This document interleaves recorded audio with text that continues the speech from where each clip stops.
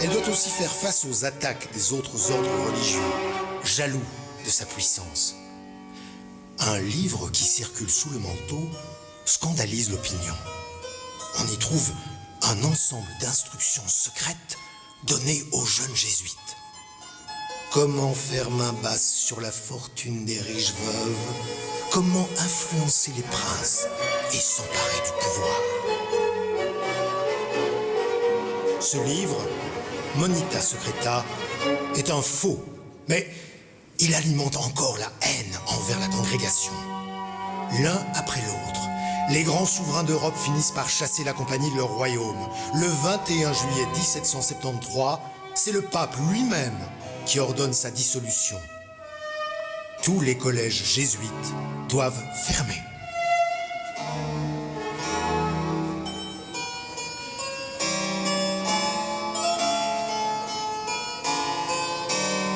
Les autorités autrichiennes ne peuvent laisser Namur sans une école secondaire digne de ce nom.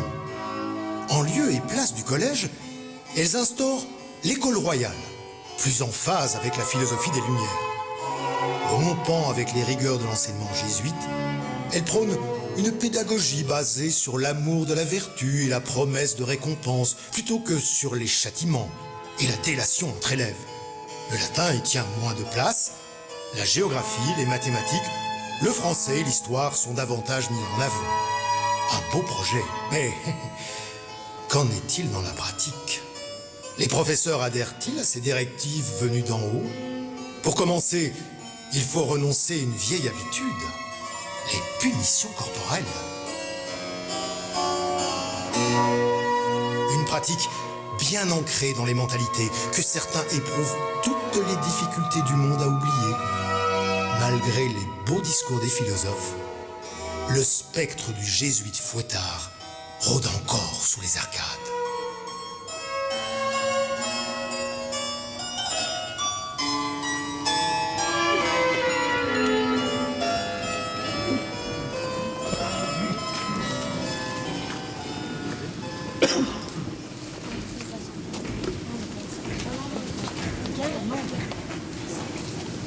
Jean-Jacques Rousseau exalte donc le bon sauvage. Ignorant la civilisation, l'homme primitif serait par la même occasion ignorant du bien comme du mal. Conception ridicule, bien digne de nos soi-disant lumières. Élève Jean-Baptiste, vous rêvez? Non, monsieur. Qu'étais-je en train de dire, monsieur Jean-Baptiste?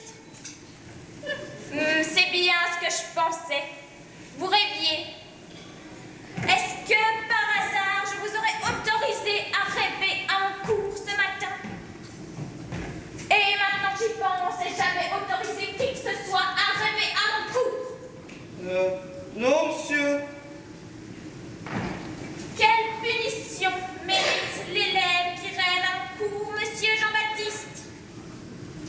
Oui, vous le savez très bien. Enlevez votre chemise, monsieur Jean-Baptiste. Monsieur. Enlevez votre chemise, monsieur Jean-Baptiste. Mais. Qu'est-ce que vous faites, malheureux? Lâchez ce bâton tout de suite.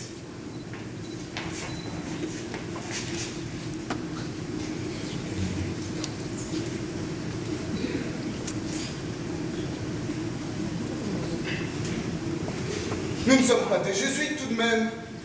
La violence n'a jamais rendu un travail meilleur. Vous obtiendrez beaucoup plus par la douceur, la persuasion. Tenez, avez-vous déjà songé à lui proposer une récompense? Ça marche bien, vous savez. Un sourire, quelques encouragements. Ça ne mange pas de pain. Allez, changez votre mousquet d'épaule et vous verrez que vous obtiendrez de meilleurs résultats.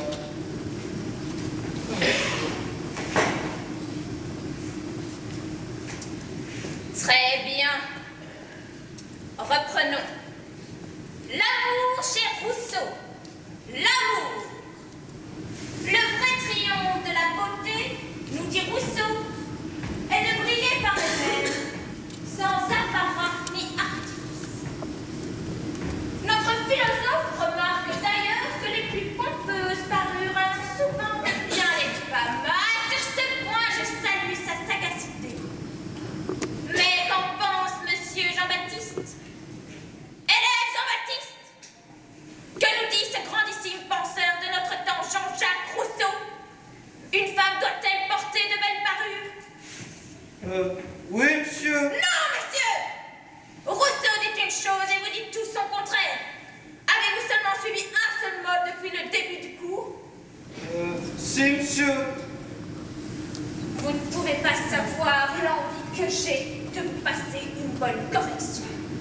Votre stupide faciès appelle le bâton comme le Nord appelle l'aiguille. Si ça ne tenait qu'à moi, je vous donnerais une bastonnade mémorable. Oui, je vous frapperais à sang. Malheureusement, la mode a changé. Vous avez de la chance que la mode ait changé. Vous savez ça, que vous avez de la chance. Oui, monsieur. Arrêtez de dire oui, monsieur. Ça m'insupporte au plus haut point. Oui, monsieur.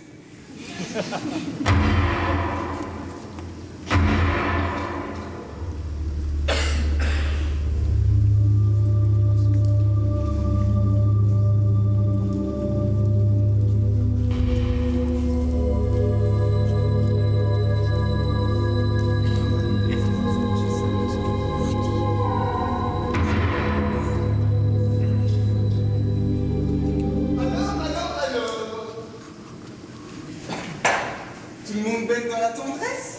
Mais certainement, tout ça ruisselle de gentillesse. Ah, je suis content alors. Je parie que vous vous sentez mieux. Et vos élèves aussi? J'éprouve les prémices d'une grande paix intérieure. Je crois que je vais me sentir beaucoup mieux dans un instant. Vous m'envoyez ravi. Il veut qu'elle porte de belles parures, seulement si elle est laide, monsieur.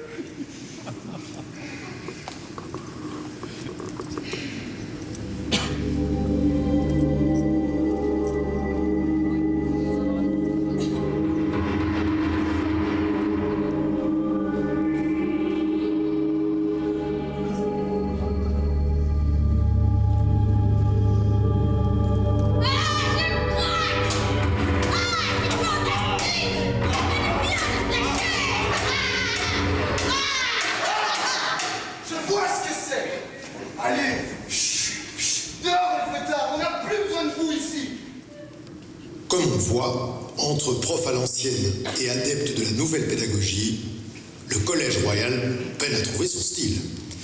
Il va également peiner à trouver des élèves. Dans les 10 ans qui suivent le départ des jésuites, on note une diminution drastique du nombre d'inscrits. La raison ? Peut-être la mésentente dans le corps enseignant et aussi le faible niveau des professeurs. Voyez Monsieur Joseph, par exemple, le surveillant. Lorsqu'il n'est pas à fréquenter les maisons d'ébauche, il cuve son vin. La belle Angélique a troussé son jupon. Ouais, la garce. Ou bien l'abbé Grisard, qui néglige totalement sa fonction.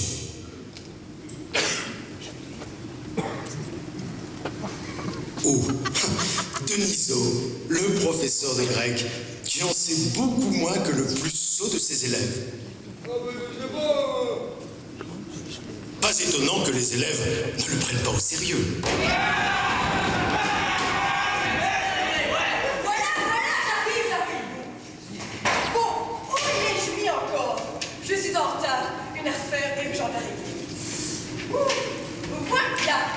Tenez, pouvez-vous distribuer ceci? C'est un texte de Sénèque.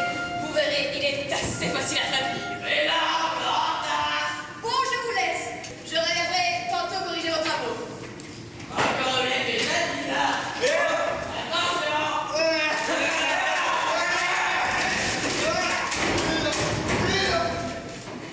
Mais c'est un chaillot, on dirait. Qu'est-ce qui se passe? Quelque chose vous contrarie? Bon. Qui veut établir le dialogue? Personne ne veut me dire ce qu'il a sur le cœur? Où est votre professeur, l'abbé Grisard? Encore disparu? Ah, celui-là, je me demande ce qu'il fiche de ses journées. Il est où le pognon? Faites tracer le pognon! Ce n'est pas grave. On va faire cours de grec avec monsieur Denis. Hein? Qu'en dites-vous? Cours de grec?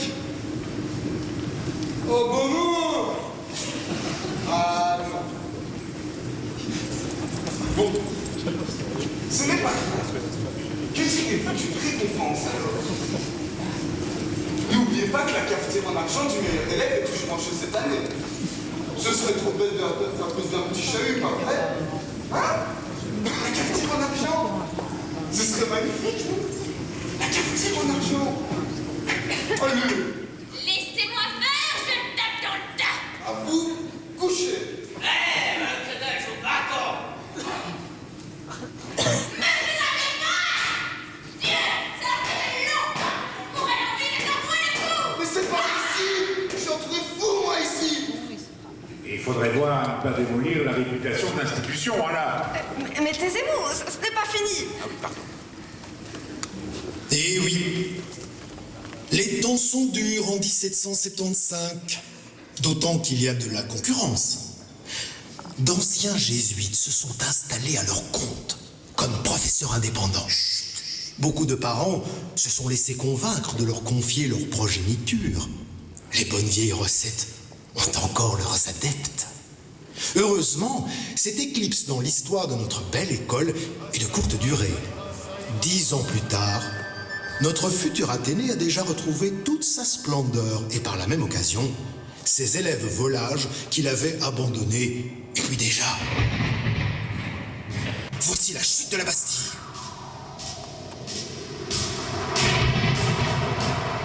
Ah, ça ira, ça ira, ça ira.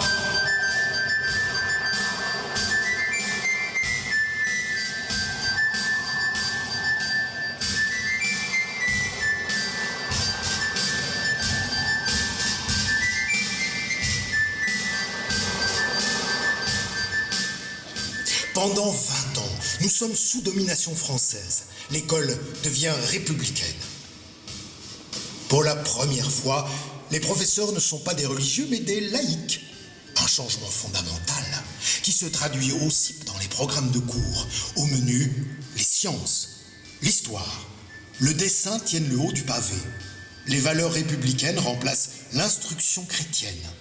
Le passé politique des professeurs est soigneusement vérifié. Même si les langues mortes reprennent plus d'importance par la suite, notre école ne sera plus jamais comme avant. Son enseignement s'étoffe, gagne en qualité. Bah oui, monsieur, dame, la qualité, c'est une de nos valeurs. Depuis lors, cette noble institution n'a cessé de grandir en excellence et en réputation. Tout spécialement depuis que la communauté française s'implique activement dans le suivi de ses programmes et la formation de ses enseignants. En vous remerciant de votre attention durant cette séquence, notre service communication vous souhaite de fructueuses enchères.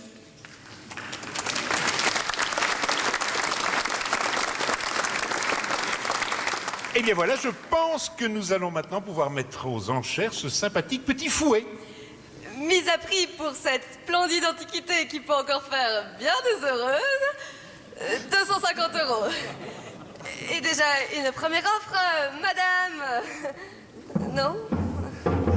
Oh non! Oh non! C'est encore Albert! Nous disions, madame, le fouet. De 250 €. Mis à prix, le fouet. Ça suffit! André Albert! Je suis là, sur le mur, en face de toi.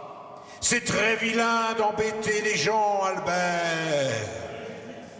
C'est très vilain. La communauté française aime les gens. Je vais venir te tirer les oreilles. Tu as mérité une correction dont tu te souviendras toute ta vie. Ad maiorem Dei gloriam. À genoux dans ta chambre et demande pardon au Seigneur. Ah, voilà, c'est fait. Oui, ça c'est fait. Je pense qu'on va pouvoir reprendre la vente. Est-ce que les gens intéressés peuvent un peu s'avancer, s'il vous plaît? Ah, je vous vois. Oh, Madame de Fontenay, mais votre chapeau est superbe. Bon, alors, ce fouet, qui met là mon portefeuille? Je vous en donne 600. 600 ouh. Personne ne peut monter aussi, 600. Faites un effort. 700. Ah, 700. 750. 793,50 €. D'accord. 850. Oui. 900. Je vous préviens, je vais pas lâcher. 950. 200 000. Impossible. Eh bien, il semble que nous avons une nouvelle proposition à 200 000 €. Et ces messieurs qui sont décidément très en fond ce soir. 200 000 une fois, 200 000 deux fois. Adjugé pour 200 000 €. Bravo! Félicitations. Le lot suivant.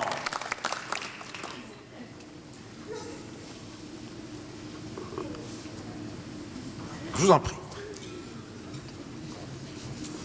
Alors, le lot suivant. C'est un portrait du professeur Bergeron par Félicien Rops. Et date d'exécution 1850. Peut-on projeter l'œuvre, s'il vous plaît? Ah, le voilà. Donc il s'agit du professeur, d'une caricature, du professeur de Félicien Rops, avec lequel d'ailleurs notre jeune peintre a eu quelques accros. Rops a vraiment été élève dans cet Athénée? Ah mais tout à fait, il y a terminé ses études secondaires après avoir été renvoyé de chez les jésuites d'ailleurs. La classe! Bon ben il y a une séquence audiovisuelle je suppose. Pierre, mon chou. Né à Namur le 7 juillet 1833 dans une famille bourgeoise, Félicien Rops entame ses études secondaires au collège Notre-Dame de la Paix. Mais son attitude anticléricale et provocatrice le fait bientôt chasser de cette institution. Il poursuit dès lors son cursus à l'Athénée, où il trouve aussitôt l'occasion d'exercer son sens de l'observation dans cette première œuvre intitulée « Élève Rops, vous me copierez 2 fois le verbe. Poussé par un esprit machiavélique, j'ai reproduit méchamment les traits de mon professeur de mathématiques supérieures. » Après un passage à l'Académie des Beaux-Arts de Namur, le jeune Félicien exerce ses talents de caricaturiste à Bruxelles, puis apprend l'eau forte et la pointe sèche à Paris. Ces tableaux témoignent de son amour des femmes et de son esprit critique et d'une grande sensibilité aux malheurs de ses contemporains. Ses œuvres les plus connues sont La Tentation de Saint-Antoine, Pornocratès, Dans les coulisses ou encore Les Sataniques. Mais revenons-en à l'époque où fut commise la caricature du professeur Bergeron. Nul doute que l'élève Rops se soit distingué par une intelligence vive et une attitude anticonformiste, qui dut plaire à quelques-uns de ses enseignants, mais en irriter bien d'autres. Nous retrouvons notre futur génie de la peinture face à son tortionnaire favori. On se demande parfois qui est la victime et qui est le bourreau.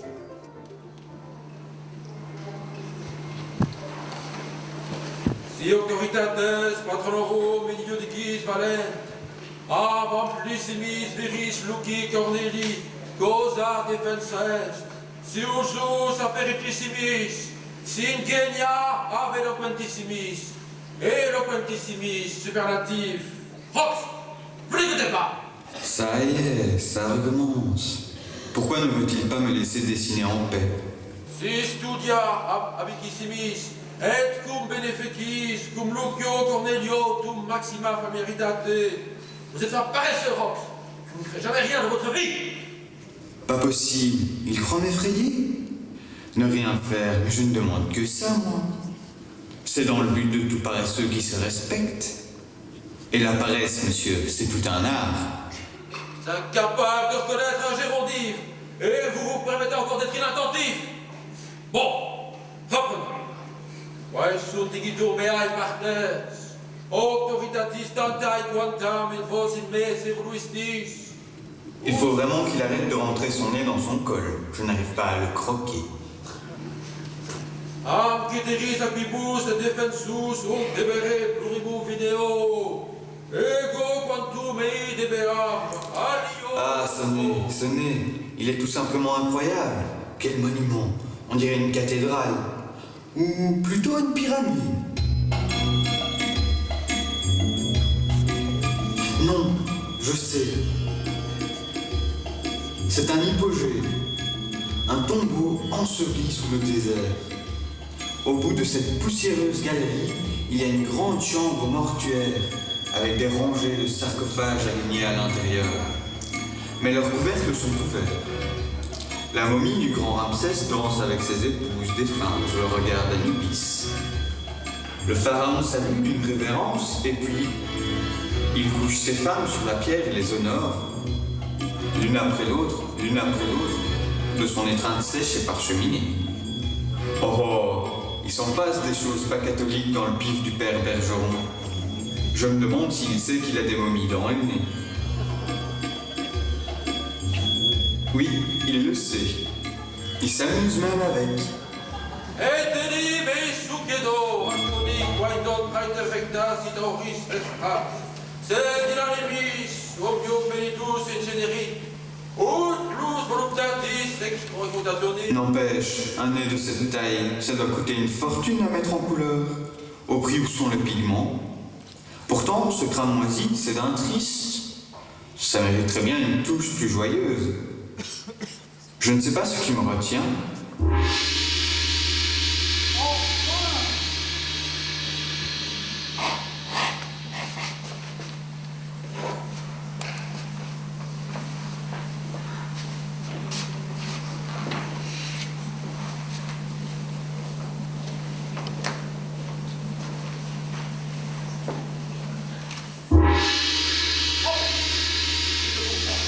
Mais non, vous avez essayé de vous lever pendant mon coup. Je vous assure que non. Si, vous avez essayé de vous lever. Non, pas du tout. Si, vous avez essayé de vous lever, je l'ai vu. Mais point du tout. Bon, sortez, Rose. Mais laissons le jeune peintre à ses fantaisies et avançons un peu le cours de l'histoire. Car, 8 ans plus tard, un autre personnage important s'installe pour de bon dans notre école. Un personnage qui va y rester plus de temps que quiconque. 133 ans. Vous connaissez Nanette ?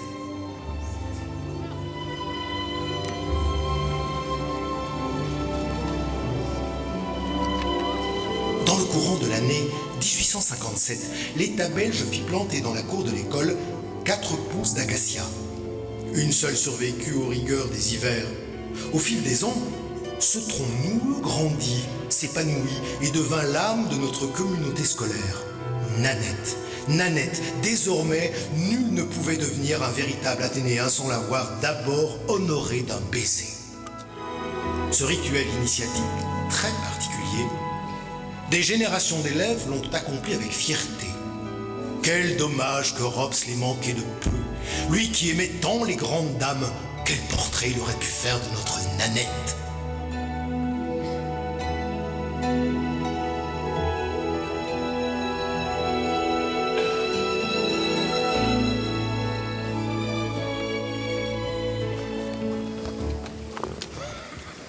Eh bien voilà, mesdames et messieurs, le moment est venu de vous entre-déchirer pour cette œuvre inédite du grand Félicien.